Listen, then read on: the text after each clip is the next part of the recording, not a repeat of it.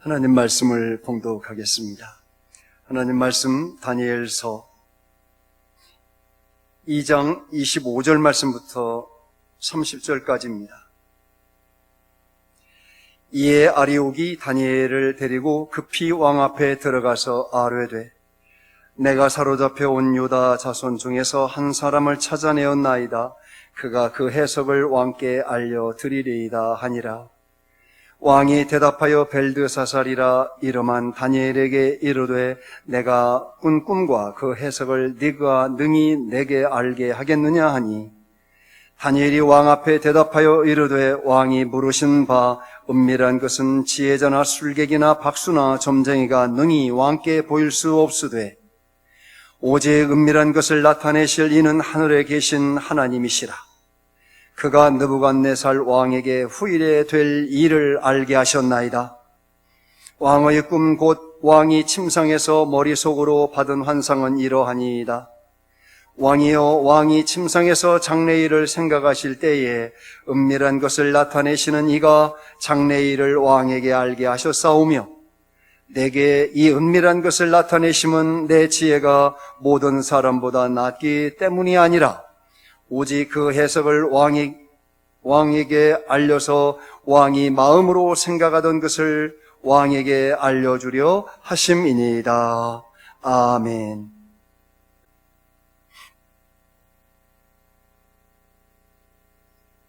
느부갓네살 왕으로 말미암아 그의 명로로 말미암아 모든 바벨론의 예언자들 다니엘과 사드락, 메삭, 아벳느고를 포함한 모든 예언자들이 죽임을 당할 그 위기에 처했을 때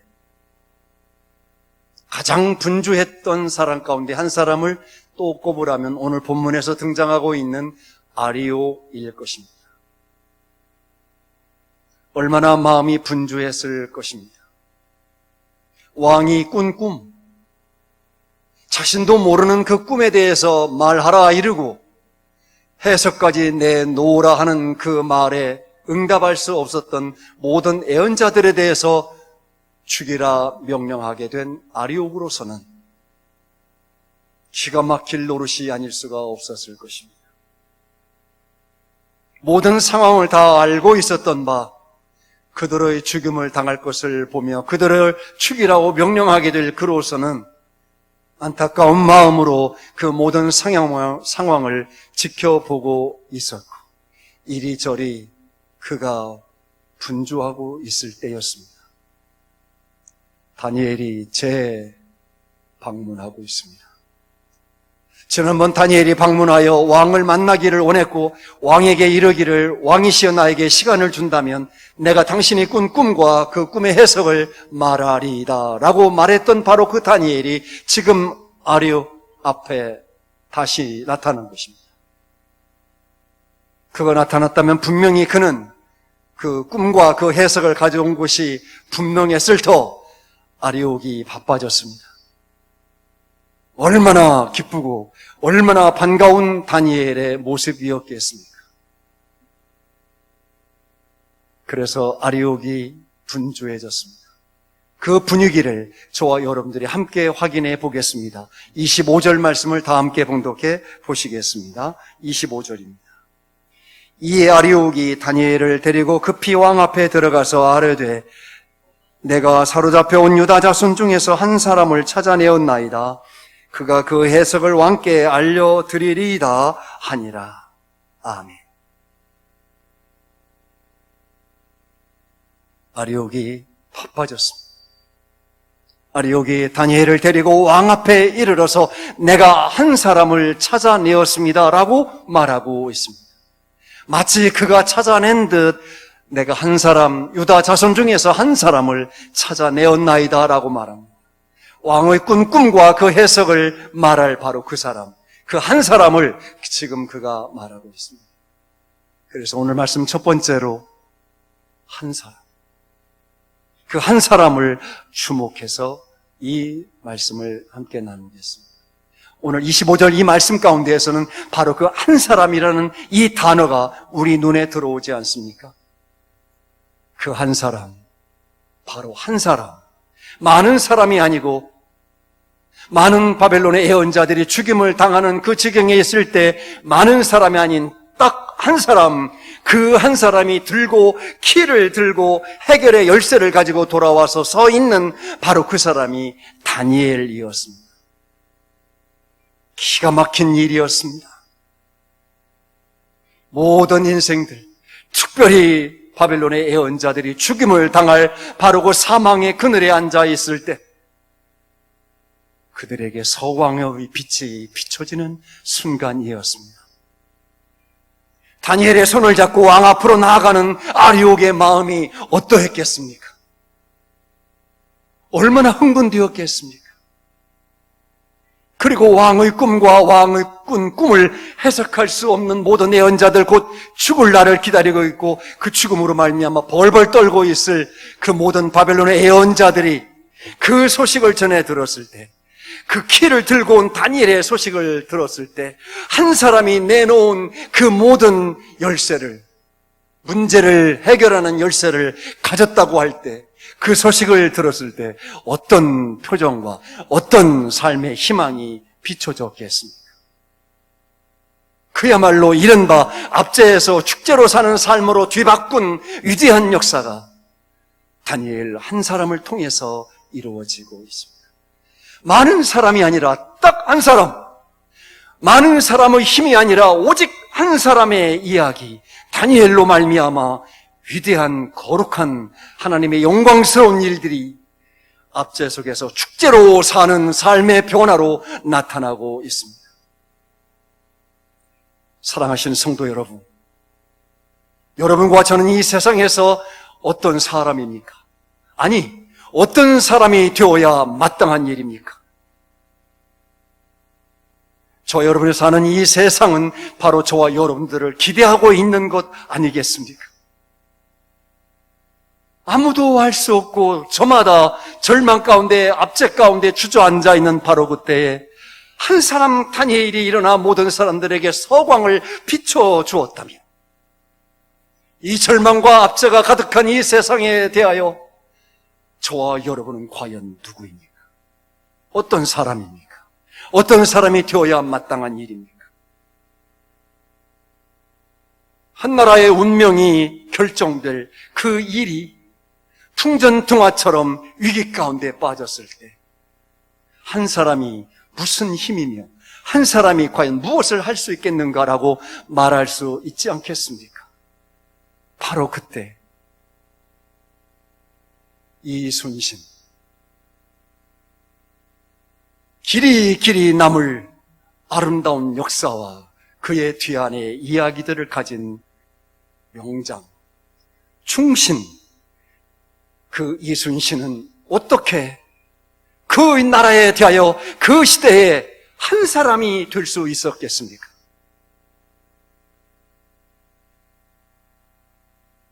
이순신, 그는 자신이 살고 있던 그 시대, 그 나라에 대하여 한 사람이 되었습니다. 그 한 사람, 조선의 한 사람으로 그가 살아냈습니다. 물론 그가 혼자 모든 것을 다 한 것은 아닙니다. 그러나 이순신, 그 한 사람으로 말미암아 조선의 운명은 그렇게 세워져 갈 수 있었습니다. 사랑하신 성도 여러분, 하나님께서 이 시대에 저와 여러분을 여기 세우신 이유는 흑암에 처한 이 어두운 땅에 대하여 다니엘처럼 환하게 밝힐 아름다운 생명의 빛으로 비추도록 저와 여러분을 세우신 것 아닙니까? 그런 기대 속에 저와 여러분들이 오늘 또 살아내야 할 오늘 아닙니까? 저와 여러분이 오늘을 그렇게 하나님의 사람, 곧 한 사람으로 살아가는 동안 이 시대의 역사는 어떻게 달라질 것에 대하여 저와 여러분은 의심하지 말아야 합니다. 그리고 그 한 사람으로 저와 여러분이 살 수 있어야 합니다. 여러분의 가정, 여러분이 섬기는 지금 우리의 아름다운 공동체, 그리고 이 땅, 김제 땅, 그리고 나아가서 대한민국에 저와 여러분의 존재를 무시하거나 저와 여러분의 존재를 스스로 절망에 빠뜨려서는 안 됩니다. 저와 여러분을 통해서 하나님께서 이루실 일들이 얼마나 위대하고 막중하겠습니까? 성도 여러분, 여러분은 바로 그 한 사람으로서 어떤 위치에 서 계십니까? 여러분 때문에 여러분의 가정이 더욱 밝아지고 있습니까?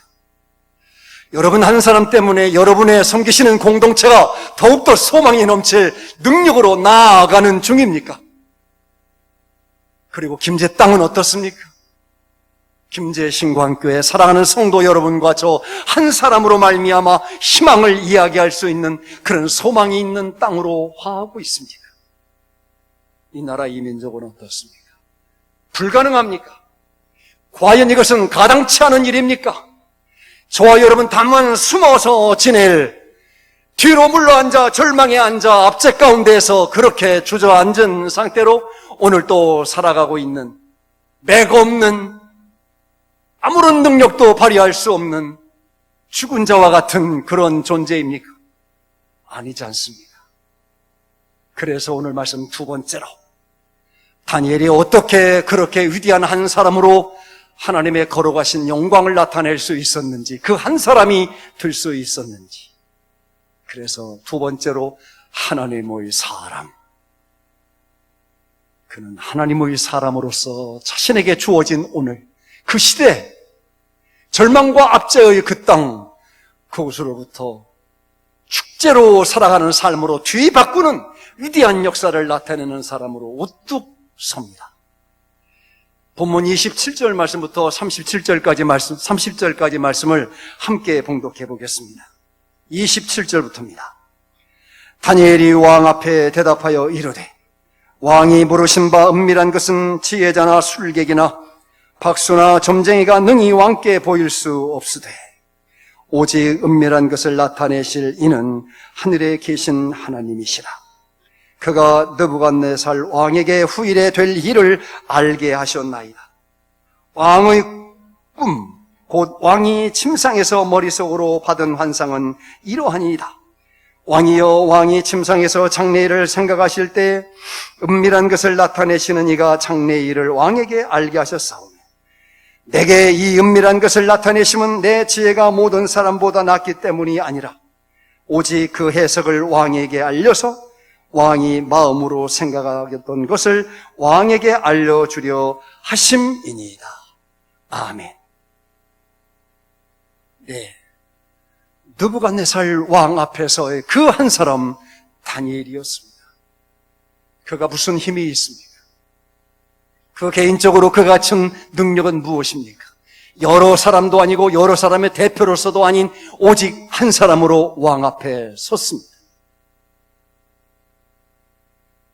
그는 자신의 나라, 흑암과 압제 가운데 빠져있는 사람들 가운데, 모든 애언자들 가운데 한 사람으로서 그는 그 누구도 구해낼 수 있는 가능성은 그에게 전혀 보이지 않았습니다. 없습니다. 모든 사람들을 위하기는커녕 자신의 한 목숨마저도 지키기에 바쁠 그런 다니엘이었습니다. 그러나 그는 모든 지혜자들, 모든 애언자들, 모든 사람들을 구하고 자신도 구하여집니다. 그는 하나님의 사람,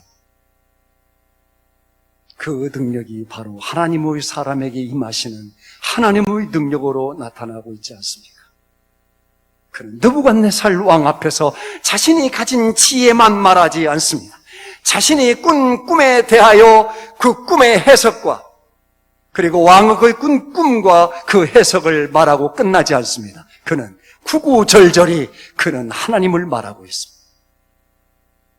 하나님께서 당신에게 이 꾼 꿈을 말하게 된 것은 장래의 일이 어떻게 될 것을 말하려 하심이라.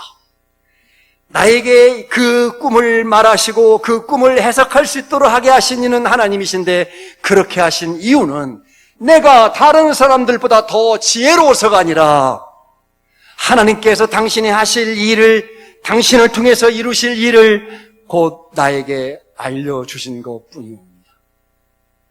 그는 자신은 지혜가 없지만 다른 사람들에 비해서 자신의 지혜가 더 나아서가 아닌 하나님께서 행하시는 일로서 하나님이 자신을 붙드신 하나님의 사람으로서 그는 말하고 있습니다. 하나님의 사람, 하나님이 붙잡고 일하시는 사람.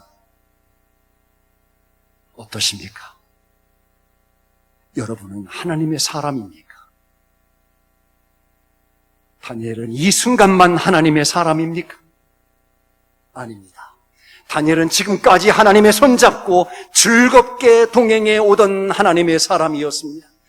자신의 조국으로부터 포로로 끌려오는 그 순간부터 지금까지 그는 결단코 하나님을 떠난 적이 없으며 하나님이 다니엘을 떠나신 적이 없는 하나님의 사람이었습니다. 앞으로도 우리가 다시 말씀을 나누게 되겠습니다만 그는 저 사자굴 속에도 들어갈 만한 그 능력이 있었던 것은 하나님의 손, 자신이 붙잡은 손, 하나님도 놓지 아니하시는 그 손, 그 손에 붙잡힌 바 되어 살고 있는 하나님의 사람인 것을 그가 신뢰했기 때문에 그 능력으로 동행하고 있었기 때문에 그는 가능한 바로 사자굴에도 있을 수 있었던 하나님의 사람이었습니다. 성도 여러분, 그렇다면 저와 여러분도 그 하나님의 사람으로서 우리의 목숨 걸고 우리의 전 생애를 하나님 앞에 걸 만한 그 하나님의 능력 안에 있는 하나님의 거룩한 은혜를 입은 하나님의 자녀, 하나님의 사람들 아니겠습니까? 하나님과 열심을 다해서 교제하며 즐거움으로 동행하면서 오늘을 살지 않는 일이라면 오늘 저와 여러분들은 수많은 도전과 위협 앞에서 무릎을 꿇고야 말 것입니다. 이해하십시오. 지난밤 잠자리에 들면서 모든 밤이 그렇습니다만 저는 하나님 앞에 이렇게 말씀드렸습니다. 아빠, 저 잘게요. 그런데 혹시 하나님 오늘 품에 나를 안으시겠습니까? 애들은 어떡하죠?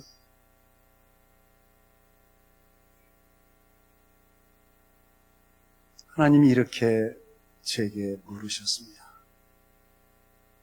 너는 항상 입버릇처럼 말하고 있잖아.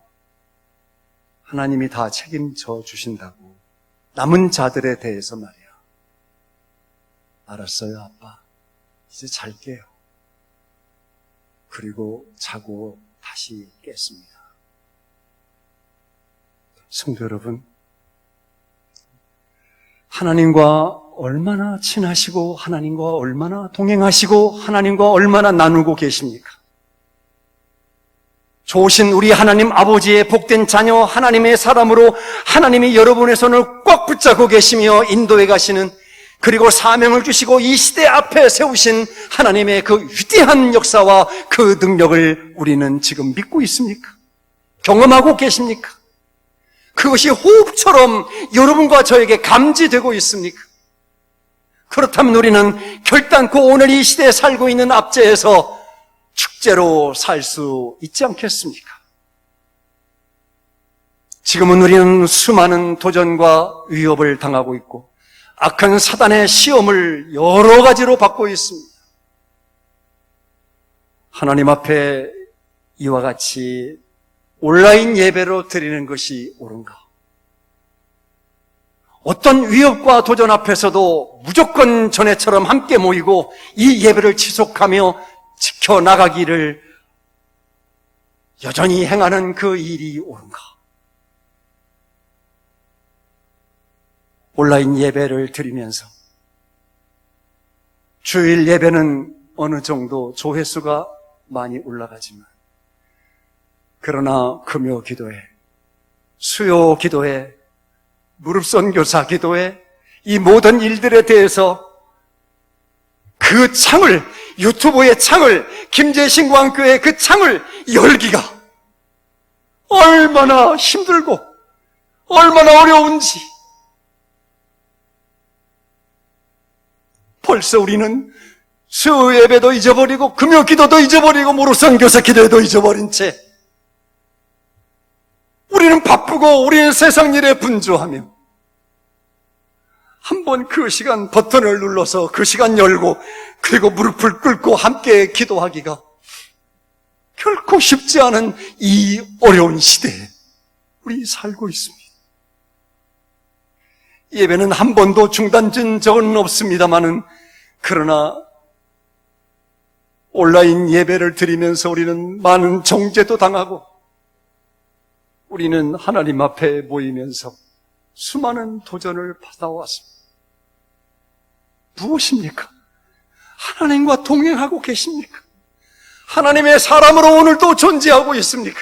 세상에 대하여 결단코 짓밟히지 아니하며 정부에 의해서 우리가 굴복당하여 드리는 온라인 예배가 아니며 예배를 패하는 것이 아니고 오히려 세상을 사랑하여 그 영혼들을 구원하며 그 영혼들을 지키며 그 영혼들의 선제적으로 모범이 되기 위한 몸부림치는 이유가 하나님과 동행하여 하나님의 손잡은 까닭에 어떤 일에도 결단코 의심 없이, 어떤 일에도 주저함 없이, 어떤 일에도 결단코 양심에 가차가 없도록 하나님 앞에 온전히 서서 살아갈 하나님의 사람을 우리가 지금 서 있습니까? 어떠한 예배를 드리더라도 말입니다. 성도 여러분, 난세에 영웅이 나오는 법입니다. 이순신 장군도 그러했고 오늘 본문의 다니엘도 그러합니다. 여러분과 저는 아무 의미 없는 오늘을 사는 사람들이 아닙니다. 아무렇게나 존재한 사람들이 아니고 하나님께서 이 시대에 저와 여러분들을 이 땅 가운데 우뚝 세워놓으신 하나님의 사람, 그 하나님과 동행하면서 날마다 하나님과 함께 호흡하며 살며 손 꼭 잡은 일이라면 여러분들이 서 있는 곳이 어디든지, 여러분이 사는 곳 어디서든지 하나님의 걸어가신 역사와 능력을 경험하게 될 것을 믿습니다. 온 세상이 말하기를 하나님 살아 계시다, 그렇게 말하게 될 것입니다. 느부갓네살처럼 하나님 앞에 무릎을 꿇는 거룩한 역사가 일어나고야 말 것입니다. 성도 여러분, 아직도 우리는 여전히 압제입니다. 이 땅 가운데 드리워진 이 흑암에 처한, 그리고 사망의 그늘에 처한 수많은 영혼들 앞에 결단코 저와 여러분들의 삶이 굴복당하지 아니하며 하나님이 거룩하신 그 은혜 입은 하나님의 사람들답게 존재하셔서 하나님이 받으실 마땅한 영광을 돌려드리기에 부족함이 없는 그 한 사람 다 되실 수 있으시기를, 여러분의 가정과 여러분이 사는 동리 바로 그곳에서, 우리 공동체에서 바로 그 사람으로 존재하며 승리하시기를 거룩하신 주 예수님의 이름으로 축원드립니다.